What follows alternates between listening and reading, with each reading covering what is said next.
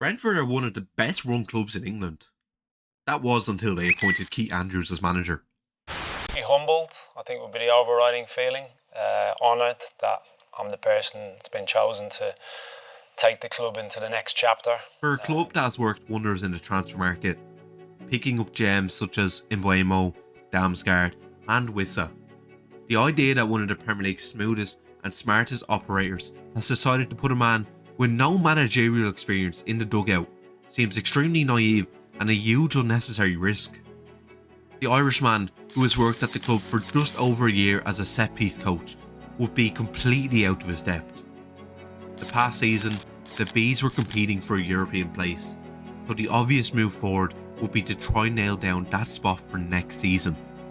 The club has just lost Thomas Frank, and it appears that Brian Mbeumo is on his way to Manchester United, and that may even be confirmed by the time this video releases. That is two major losses for them. So should they take the risk on Andrews? Now is not the time. In our opinion, there's a 95.4% chance Andrews will be sacked before the end of next season, which by the way is almost the exact percentage of viewers who watch without subscribing. If you like this kind of commentary on Premier League moves and want to see more, make sure to subscribe and join the conversation. We're close to 1,000 subs and every bit of support helps us keep bringing you sharp football takes. Okay, so why is Andrews not the man? To some inside Brentford, appointing Andrews makes complete sense. There's a familiarity there. He knows the players, he knows the system, and promoting him would provide continuity. The board might see this as an opportunity to replicate the Thomas Frank blueprint.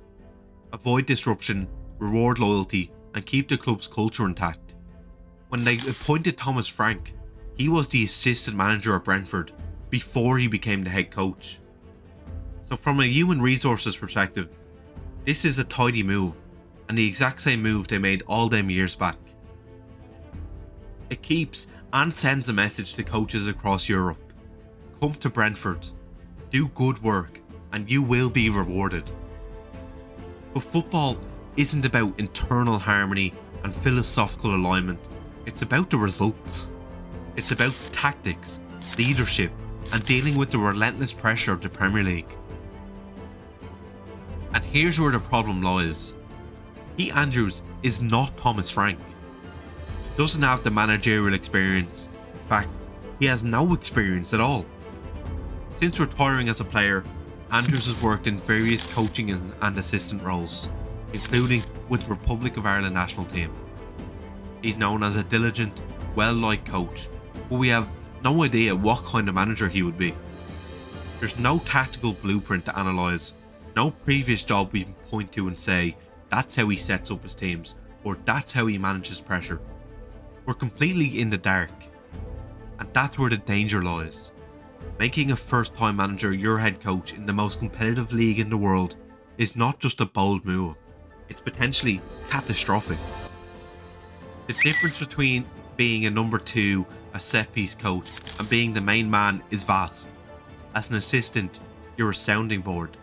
You're involved in planning and preparation, but the final responsibility doesn't fall on your shoulders. As a manager, every decision is yours. Every substitution, every tactical change, every press conference, it's all on you. And at this level, if you're not ready, the game chews you up and spits you out. We've seen it before. Think back to Gary Neville's ill-fated spell at Valencia, a brilliant pundit with deep tactical knowledge, but when thrown into the chaos of management without experience, it didn't work at all. Or Thierry Henry at Monaco, one of the most intelligent forwards of his generation, but a total disaster on the touchline. Just because someone understands football doesn't mean they can manage a team. Being a good analyst or coach is not the same as being a good manager. Jamie Carragher is one of the most respected pundits in the game, but would any Premier League club hire him as manager without any coaching background? Of course not. That would be absolutely ridiculous. So, why is Keith Andrews being considered for a Premier League managerial role without having managed at any level before? Would any other club in the league take this gamble? It's hard to imagine.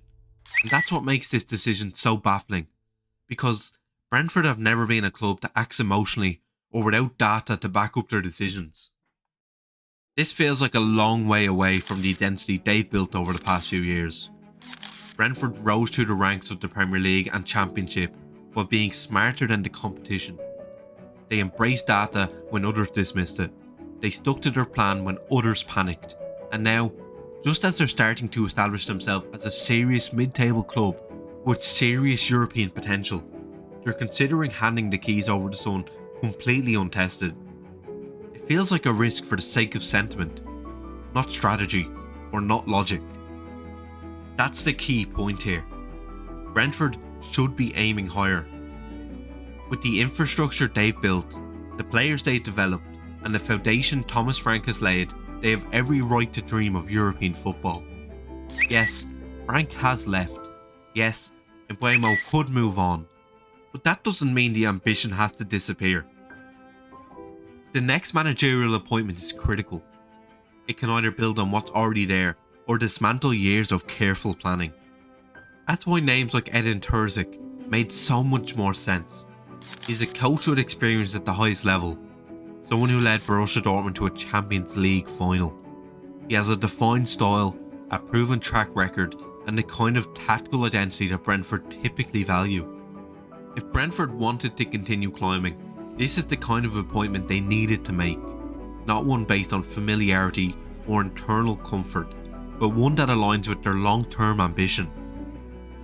Yes, Keith Andrews may turn out to be a very good coach. He may go on to have a successful managerial career, but right now, he isn't the man to lead Brentford into the next chapter, and Brentford shouldn't be the team that gives him his first serious role in football. The Premier League is unforgiving. One wrong decision can undo years of hard work. Brentford have spent years building a project that prioritises intelligence, structure, and sustainable growth. Handing the project to someone with no experience is not just a risk, it's a stupid gamble that could send the whole thing backwards. This isn't just a football decision, it's a power move that puts Brentford's entire reputation on the line. Until now, they've been the club that made smart, data-driven choices and backed proven experience. Betting on an untested rookie manager flips that script and risks scaring off top players, agents and sponsors. If Andrews fails, and in the rootless Premier League, failure is all but guaranteed, it won't just cost them points, it could derail years of progress. Brentford can't afford to gamble their rise on sentiment and emotions. This move screams recklessness, not ambition. So if Brentford truly want to continue the legacy that Thomas Frank has built, if they want to remain one of the smartest clubs in England, then they needed to think bigger. They needed to resist the urge to roll the dice on another unknown. Because this time, lightning might not strike twice, and the cost of getting it wrong could be enormous. Thanks for watching. Make sure to like, comment and subscribe, all of the usual stuff. But seriously, let me know if you think Brentford are still on the right path, or if you agree that hiring Keith Andrews is one of the stupidest decisions they could have made. We'll see you in the next one.